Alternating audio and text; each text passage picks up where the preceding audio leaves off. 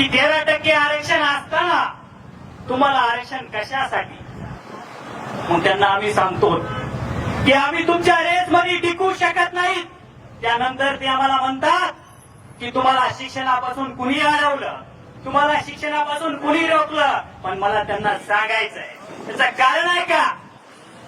या देशाला स्वातंत्र्य मिळायच्या आधीपासून आणि या देशाला बाबासाहेबांना संविधान देण्याच्या आधीपासून तुम्ही नोकऱ्या करत होतात इंग्रजाच्या काळामध्ये.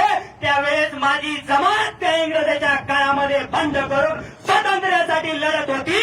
म्हणून त्या इंग्रजी सत्तेने माझ्या जमातीला गुन्हेगारी जमात म्हणून शिक्का मारला आणि 3 वेळेच्या हजऱ्या लावल्या. मग सांगा आम्ही कशा नोकऱ्या करायच्या आणि कशा शिकायच्या? त्यानंतर या देशाला स्वातंत्र्य मिळालं, या देशाला स्वातंत्र्य मिळालं आणि बाबासाहेबांनी या देशाला संविधान दिलं, घटना दिली. त्यानंतर या महाराष्ट्रामध्ये आणि या देशामध्ये आंबेडकर चळवळ उभा राहिली. आंबेडकर चळवळ उभा राहिल्याच्या नंतर अनेक ठिकाणी दलितांवर अन्याय अत्याचार झाले. ज्या ज्या ठिकाणी अन्याय अत्याचार झाले त्या ठिकाणी इथल्या दलित चळवळीने आंदोलन उपेक्षण केली. आणि त्या दलित चळवळी मध्ये रस्त्यावर सर्वात जास्ती ताकदीने इथला मातंग समाज होता.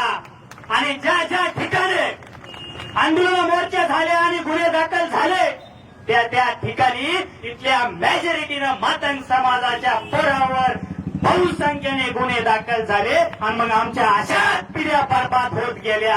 म्हणून आम्हाला आरक्षण पाहिजे. आमच्या वाट्याचं आम्ही काय कुणाचं मागत नाही.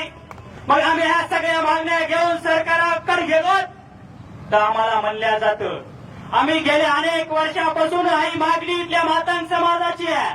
गेल्या अनेक वर्षापासून ही मागणी इथल्या मातंग समाजाची असताना ज्यावेळेस सुप्रीम कोर्टाने आदेश दिले इथल्या सरकारला की तुम्ही वर्गीकरण करून इथल्या वंचित समाजाला न्याय द्या, त्यावेळेस आम्ही रस्त्यावर उतरलो.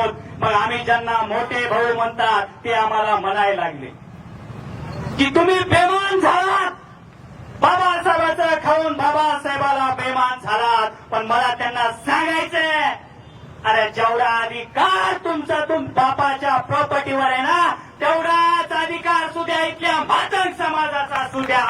आणि डॉक्टर बाबासाहेब आंबेडकर कुणाच्या बापाची जागिरी नाही. डॉक्टर बाबासाहेब आंबेडकर हे इथल्या मातंग समाजाचे नव्हे तर या देशाचे बाप आहेत. आणि त्या बापावर सर्वांचा समान अधिकार आहे. आणि त्यांनी आम्हाला सांगवलंय.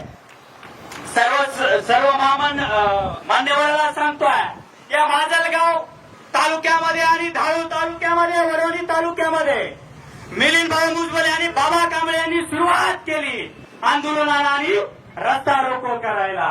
तर आम्हाला परवा तिकडे लोंढे ताई आल्या होत्या, दिंडूरला आल्या होत्या, त्यांना सांगणारच आहे. आणि तिथं त्या ठिकाणी आमचे अरे बाबा कांबळेचं नाव घेऊन ट्रोल करतात, बाबा कांबळेचं नाव घेऊन ट्रोल करतात.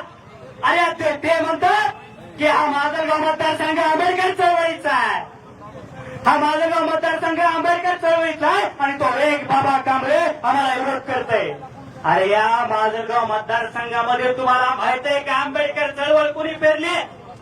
आणि आम्हाला विचार आम्ही सांगतो आंबेडकर चळवळ या मतदारसंघा नव्हे, या जिल्ह्यामध्ये नव्हे तर या महाराष्ट्रामध्ये एकनाथराव साहेबांनी आंबेडकर चळवळ चळवली. आणि तुम्ही आम्हाला आंबेडकर चळवळ शिकवतात?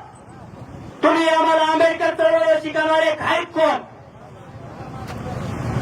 अरे अनेक वर्षांनी तुम्ही आमचा वापर करून घेतला, आमचा वापर करून मोठमोठाले पद तुम्ही घेतले, राजकीय प्रवाहामध्ये तुम्ही आमच्या जीवावर आलात. हे तुम्ही विसरू नका. तुम्ही तुमच्या सोयी अनुसार बाबासाहेबांची विचारधारा सांगताय.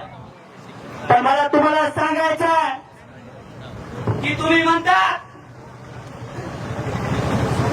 की आम्ही बेमान झालो.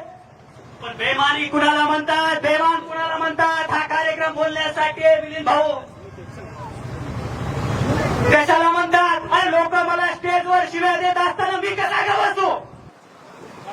लोक मला स्टेजवर शिव्या देत असताना मी कसा शांत बसू? सर्वांनाच बोलण्याचा अधिकार आहे, बोलण्याला द्यायचं आहे. पण मला त्यांना सांगायचंय, आम्हाला आता मी माझं भाषण आवडतो आणि 2 शब्द शब्दावली सांगतो की नाना हो दादा, आम्हाला आंबेडकर चळवळ शिकवणाऱ्याला मला सांगायचं, त्या देशाला स्वतंत्र झाल्यापासून इथं काँग्रेसची सत्ता आहे, या देशामध्ये काँग्रेस आहे. आणि ज्या लोकांना बाबासाहेबांच्या हयातीमध्ये बाबासाहेबाला त्रास दिला, ज्या लोकांना बाबासाहेबाला पडण्यासाठी बाबासाहेबाच्या जातीतला माणूस उभा केला, गेल्या 70 वर्षापासून तुम्ही त्यांच्या मांडीवर बसून, त्यांच्या भागलाला बसून तुम्ही आमदारक्या, खासदारक्या, मंत्रीपद घेतले आणि आम्हाला बाबासाहेबांची विचारधारा शिकवता. आणि बाबासाहेब त्या काँग्रेसला म्हणले होते जळतं घर, बाबासाहेब म्हणले होते हे जळतं घर. मग त्यांच्यासोबत तुम्हाला मांडीला मांडी लावून बसायला कसं जमतंय?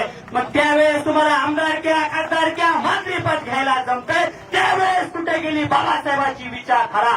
आणि एक विधान परिषदेवर मातांग समाजाचा आमदार घेतला तर तुमच्या पोटामध्ये दुखायला लागलं का? हा महत्वाचा प्रश्न आहे. आणि मी माझं वाढत झालेलं भाषण थांबवतो. यानंतर आनंददादा सुतार साहेब खास मुंबईहून आलेले आहेत.